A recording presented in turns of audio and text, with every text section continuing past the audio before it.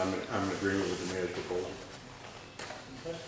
Yes, what are there certain fees that apply to these new amendments, and what are they, where are they? I didn't see anything in our packet. Yes, I can certainly pull those up for you. The fees are in the It's chapter 390. chapter 390, so it's in the fee section of the ordinances themselves. That's a 500 for first offense. Fees for the violations? I don't know. I thought we were talking about the vacant building fees. Oh, yes. No, the fees for the offenses are in the ordinance that was just approved recently. I think it was 1, 2, and 300, wasn't it? Yes, that's what it was. So It's in the ordinance that was approved a few months ago. So there's no change. No change. No, not to the fee structure. So with the fencing and the other new items, it's going to remain the same? The fee for a violation will remain For the a same. violation? Yes. If there was a fence that needed to be put up, the property would be liened for whatever that cost. So we collect it just like back taxes against the property. And that is on, the violation section is section 500-9D in your packet as well.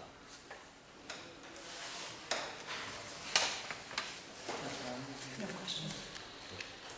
Again, this has not been referred yet, but in light of that, if there are no further questions, anyone has a recommendation to approve, entertain a motion.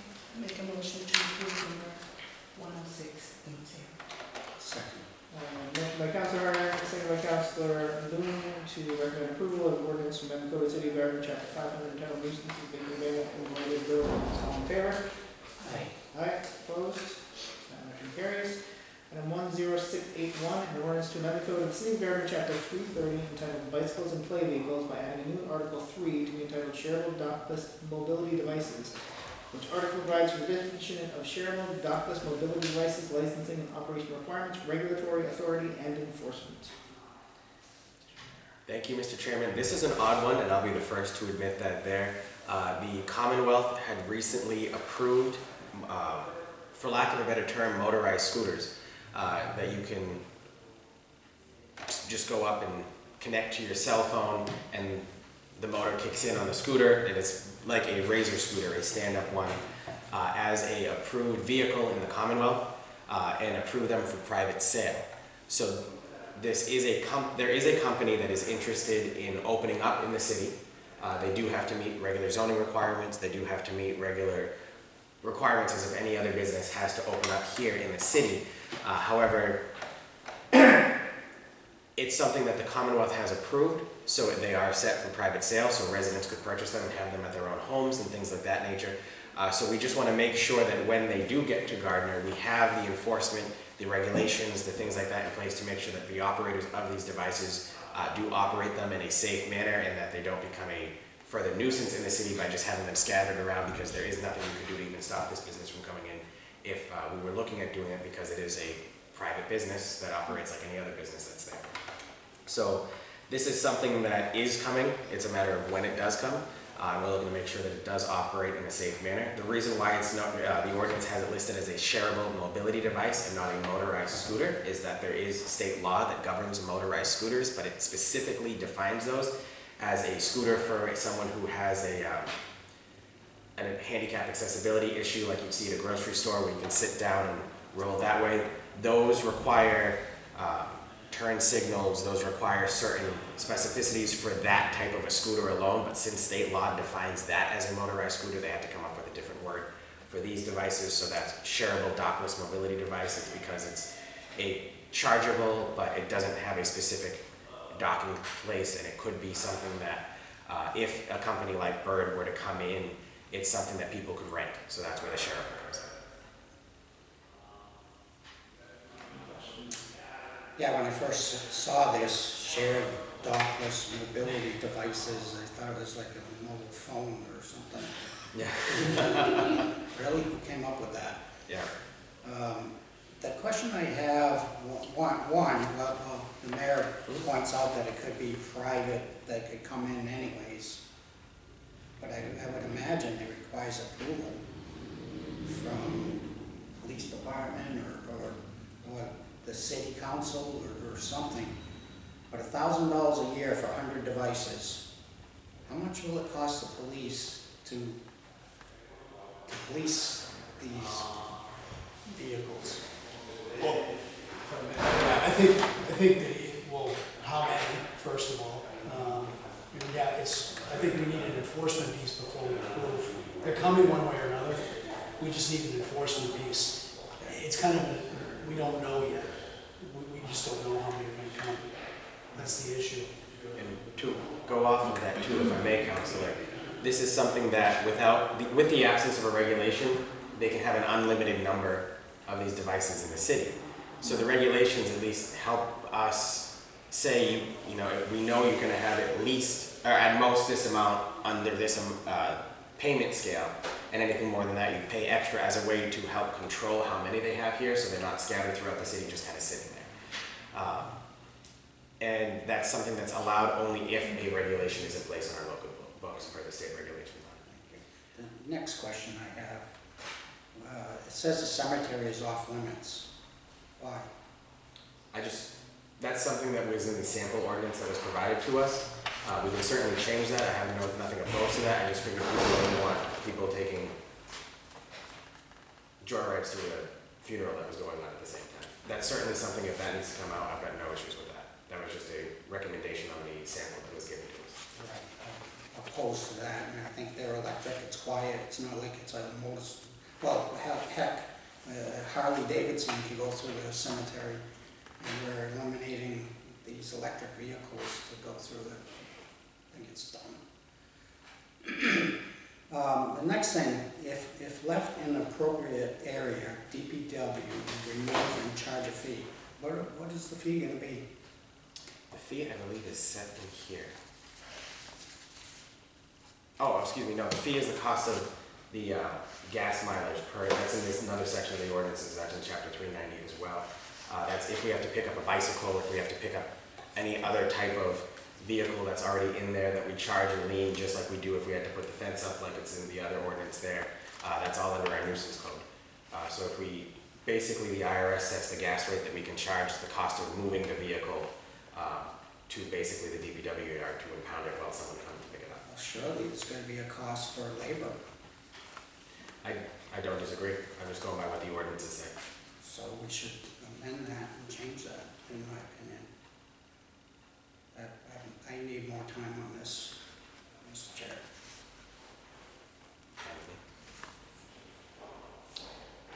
Is there any estimated timeline of this business?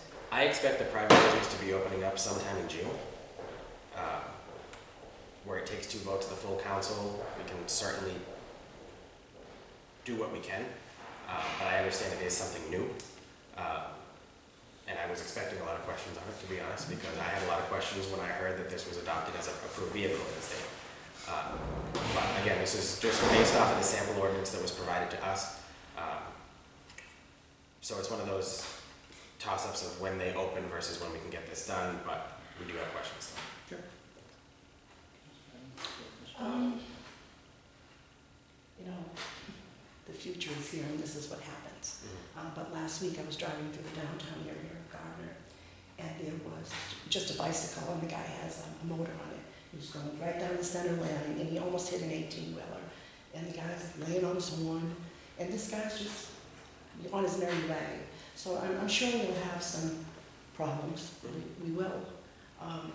Do I think it's a bad idea? Not at all. But I agree with Councilor Green. I think if we can do a little more time would be the way to go. Yeah, again, this is something that we can't stop from coming here. Right. It's not something that we recruited, it's just something that's opening up. So we're just trying to make sure that when it does open up, we have the factors in place to make sure it's safe. One last thing, Mr. Chair, I agree, I think it's something that I've seen in other cities, of course a lot larger than Gardner, but, and I'm pleased that you're trying to put some measures in place to try and help the ordinance, so, but, yeah, it's the right one to question is, do we have more time? Is there, you know, a couple more weeks going to, because we're now almost in the middle of May, and they're saying they're coming when, at the beginning of June or at the end of June? I'm gonna guess mid to end of June, so there is probably another You meeting guys worth really of want to know time. that we can? Okay, that's fine. I agree, more time. All right, with no objection, we will take more time to move this to our agenda for our next meeting, subject to a call from the full council Monday. Item 10682, amendment authorizing traffic restrictions temporarily closing a portion of Pleasant Street. I do. This is something that actually has been in a city plan for a good decade and a half. It's just something we've never pulled the trigger on because of some work that we were actually just waiting for the water work that was done last year to be completed so that we didn't try something and then have to dig it all up and then try it all over again. The one-way section of Pleasant Street is where this would be located, so in between the intersections of City Hall Avenue and Parker Street. Just a test for the summer months as a temporary measure to see what it would be like to just put a couple outdoor seating amenities, flower beds, things like that nature, to see if it helps bring people into the downtown. And this is something that, like I said, has been on the books for a while, but then got brought back up again with the sales of the buildings. 25 Main Street, which is the Flatiron Building, is expected to close and be registered today, per what I heard from the developer this morning. It's something that they have been interested in, and they are looking at seeing if we'd be interested in doing as a way so they can help market people to get into that building. They are in conversations with 3 or 4 different restaurants to go into the old unemployment office to see if that's something that can help attract those restaurants so that while they move from the initial discussions into a potential way to move forward. And even still there too, there's other things we can do because we do have an increased number of food trucks that are operating in the city. This can help give them a place that's there to help, you know, make sure that they're not causing any traffic issues in other locations that are there. It's something that's a 3-month trial period. If it works, great. If it didn't, we have a way to go back. The road is still there. It can fully operate as a road. We also did have discussions with the property owner of the Flatiron Building about running white Christmas lights over the street to give it a different type of atmosphere that's there, so it's available at nighttime. This is something that I think other cities have done and done successfully, and will have a interesting impact. We want to see what's going to happen if we try it, and it's one of those, if we tried it, great. If not, oh well. I did promise all of the business owners that I'd meet with them on a 2-week basis to see how things are going for their businesses and what the impacts are there. And that's certainly something that we could come back to. And if it doesn't work out, at least we can say we tried and we can move forward from there. However, that's why the order that's going before the full city council, because this one does require a vote of the full city council, is a vote to authorize the mayor to close the street. That way, if it doesn't work after the first month, we can open it that way, even with the council's summer recess period, where there's only 1 meeting in July and 1 meeting in August.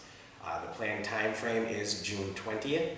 That's a week before the sidewalk sale and 2 weeks before the food truck festival. That way we can get those in place for those events so that we can get the information out there that this is available.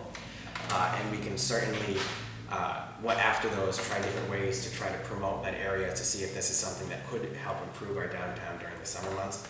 Included in your packet is a letter of support from all 6 of the businesses that this would affect on Pleasant Street, who have all agreed that this is something that would be good for the area and that they're willing to try. And happy to answer any questions that you have, and if not today, at the council meeting on Monday as well. On this 10682, my question is, how come there does not state in that temporary removal of the meters on that street where the other 2 have that? So I had submitted that, and it looks like that was a omission from the agenda on accident. So that is something that I would hope the Public Safety Committee does take forward, where that does only require a vote of the Safety Committee, not of the full council. And I think that with everything that I gave to the clerk's office, it was accidentally omitted. Okay, so, all right, thank you. But you said June 20th, so we've got time. Yes. Yeah, there was parking meters mentioned in the letter to the council for Pleasant Street. And then Jen Demick mentioned approval for both plans on Parker and Pleasant. And I didn't see that. But I guess the next question I have, and this is probably going to go for also Parker Street. Why why are we gonna spend money removing parking meters when we can just put a, you know, a bag over the thing or what, or something simple? Why are we gonna spend the labor and money to remove them where it's temporary? We already sent someone out weekly to go inspect them and make sure they're maintained with a maintenance box. It's the same amount of time to take them off the pole that it is to perform the actual maintenance on them, so it's about a wash when it comes to labor, time worth of labor. And it just helps open up the area more, I feel, and especially at the Parker Street side, and we can talk more about that one there, where that would be more restrictive if they were to say, in terms of space requirements that are there. Just something to help really just increase what we're doing over there. Food trucks, you said that, well, where are they gonna park? So if the road is closed, they would be able to enter in and just park on the sidewalk in the closed section that's there. Sure seems like it's gonna be awful tight, especially based on pictures that were presented to us. Don't get me wrong, I think it's a great idea, and I'm gonna support it. But anyways, that's all I have. Thank you. No, I think it's a great idea. Thank you. Thank you. I can't say on the food trucks, we likely wouldn't have more than one at a time. That was just a spitball idea of things we could do to attract people there. That's not something that's set in stone. At the food truck festival we have here at City Hall, we average around 22 food trucks in front of City Hall on Pleasant Street. With a couple tables and one, it shouldn't be too much of an issue to still meet the fire code of a 10-foot radius around the truck. But we'll certainly look at that, and that'll be conversations we have with the business owners that are there too, to make sure we're not taking away from the businesses that are there as well. Chief, do you have any concerns? No, I just had a discussion with the mayor when we were talking about this, that the barriers at the City Hall end of the closure, if those could be easily movable so that if we need to access that, especially with a ladder truck to reach the upper floors of one of the buildings in the area, that we have the capability of moving them without heavy equipment. If there's, like, if you mentioned that there's a possibility that food trucks are gonna be moving in and out, obviously the barrier would have to be something that could be moved easily. That's really the only concern I have. One last question, Mr. Chair. Are the barriers, they look like plastic barriers on the Parker Street side. Are they the same barriers on the other side? And so that way, well, what if the chief wanted to get there really quickly from that side? The quickest way of you can answer that one, Jim. Towards the square. you're Towards talking City about? Hall Avenue, are they permanent barriers or are they more, or are they plastics Yeah, those are or plastics. something easily movable? Okay, thank you. Yeah, the permanent barriers are on the Parker Street side. That way, because that's where the traffic is coming from and used to coming from on the one-way direction of that street. The City Hall Avenue side near the fire station, those would be the plastic movable Oh, barriers okay. that are there so that the trucks could get through. Okay. Detective, are you aware of any issues there? Well, we met yesterday, went over the area. Obviously, we just want to see how it lays out, but we're in support of it. Commissioner, we'll need your work, building inspections or? Very much in support of the idea. So am I. I'll entertain any motions recommending approval of this. Council. I have a question, through the chair to the mayor. You said that this could be voted on through us. Could I make a motion to amend that here, or where I want to put the parking meters in that? Or will it, you're saying it's a mistake, so it'll automatically, when it goes in front of the council? So, if I may, Mr. Chairman, the vote to close the street is a vote of the full council. Yes, Any parking meter removal votes is only of this committee. okay. So it wouldn't be an amendment to this vote, it'd be a new business item or something on the next agenda or things of that nature. Because this requires full council vote. The way the ordinance is written is the full council sets the zones in which parking meters can exist, whereas the Public Safety Committee sets the specific locations within the zone set by the full council in which those meters go. Okay. Thank you. Thank you. Motion to approve. Second. Got a motion by Councilor Boone, second by Councilor Harden, to recommend approval of a measure authorizing traffic restrictions temporarily closing the portion of Pleasant Street to the full council. All in favor? Aye. Aye, opposed? Motion carries. Item 10683, measure authorizing temporary removal of parking meters on Parker Street. Thank you very much, Mr. Chairman. This would only affect 4 meters. It wouldn't be the full street. It's just the 2 poles, and the 4 meters are 2 per pole because we have left and right in front of the ale house. The ale house has requested that the city license 4 or 5, I believe it's 4, on-street parking spots in front of the ale house to create a parklet like has been seen in several other communities across the Commonwealth. They would have to have cement barriers that block off those 4 parking spots from the oncoming traffic, and then they could put tables in those parking spots to have outdoor seating in front of the restaurant. This is something that several other communities have done, including Amherst, Fitchburg, Leominster. There's plenty of other locations statewide as well. This is something that they're just looking to try for the first year. It could probably go to about 4 tables in front on top of the outdoor seating that they have in the deck in the back, and it'd be patron's choice as to where and whether they like to sit there or not. But it's an option for them that they'd like to try. This is looking at removing the parking meters there because while the license of the parking spots is an executive function, in order to have full use of the area, in order to put those tables out and have wait staff come over and take care of the customers who are there, it'd be nice to get those meters out of the way just so that you're not juggling your food around a bad parking meter. Questions? I do, through the chair to Mr. Mayor, when you say temporary removal, what is temporary? What's the length of time? It'd be from the same amount of time as the closure. We'd probably do them at the same time, June 20th to about September 30th. Thank you. Again, surely parking meters this size and spaces 10 feet is not an obstruction. So why we have to remove them is beyond me. The second question I have, and I sent an email to the city clerk and Mr. Chair, did we ask Paramount if they're going to get the same privilege? And if not, why? Paramount has been in business for 80 plus years, and for all intents and purposes, the ale house has had free parking across the street for eons. So why is this a super privilege for the ale house? I'd be happy to do it for the Paramount too. It's just the ale house asked, the Paramount didn't.